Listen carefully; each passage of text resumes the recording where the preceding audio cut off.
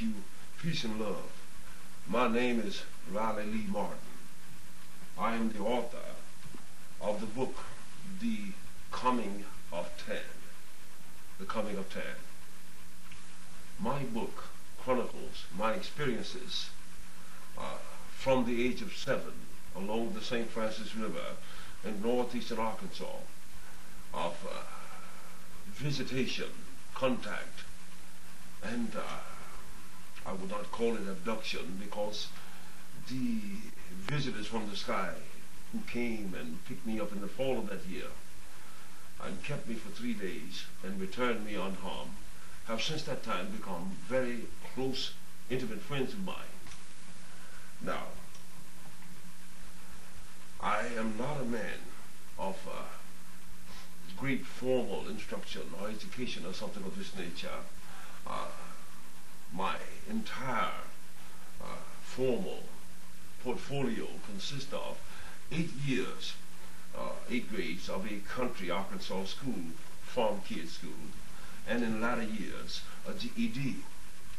Nonetheless, at the risk of sounding self-aggrandizing or something of this nature, I must tell you that the information that is contained within my book has interested and calls to visit me in the Badlands of Oklahoma officials of NASA, Strategic Air Command, the Japanese, and others, because of the information given there. I would not be so haughty or brazen or foolish as to walk up out of the Badlands of Oklahoma with an 8th grade education and attempt to insult your intelligence with trivialities.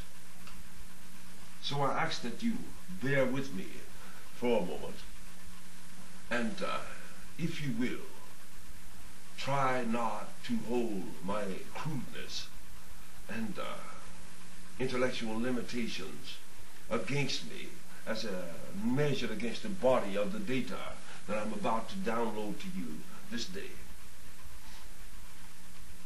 Nor blame my ignorance on the shortcomings of these beings, of these people from outer worlds who are, even as I speak, cruising through our stratospheres. I wish you peace and love, and I want to tell you that it is my honor that you have taken your valuable resources and time to care to check out the simple data that I hold.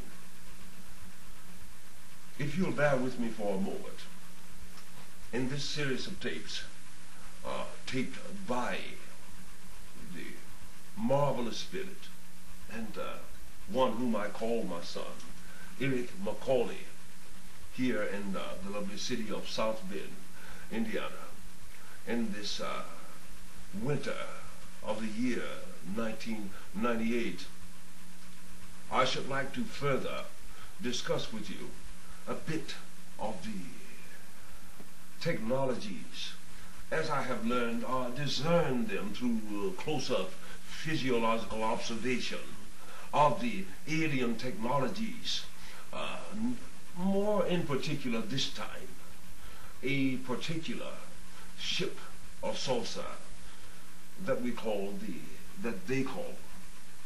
the X-6. It is a hyperspace capable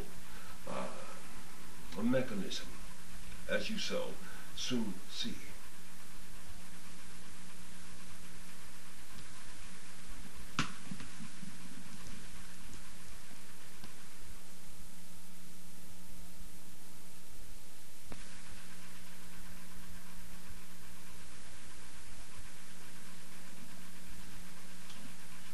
Since I am not a mathematician or a physicist, I can only give you, from the layman's point of view, what I've gathered of the alien technology And as it was explained to me, as best I could comprehend it, by my alien friend, who is called Tan. His name is Okwa Tangenwan, a Biavian, who is from a planet called Biave, which is located in what we call the Taurus constellation of the Milky Way galaxy, about 450 light years from space. Now, if you will, let me draw your attention to the sketches I have made of the X-6. Here you will see a depiction of the first visitation on the banks of the St. Francis River. I did this for a side view of the ship. Now, I estimate the width of the X-6 about 30 to 33 feet across from rim to rim, about 18 feet deep from the dome to the bottom. The X-6 being a G-class hyperspace runner, so to speak, does not use fixed landing gear. It uses instead a kind of flexible anchor, 3 legs that are flexible.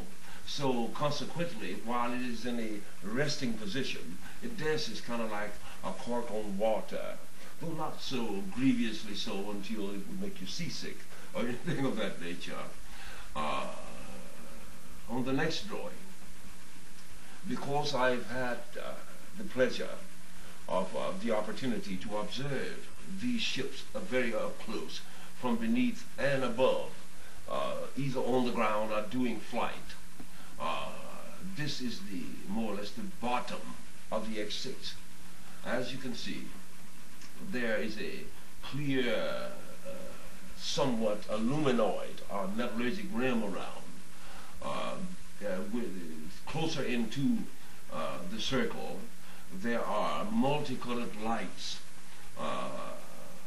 Now, these lights are more than just, decoration, if you will.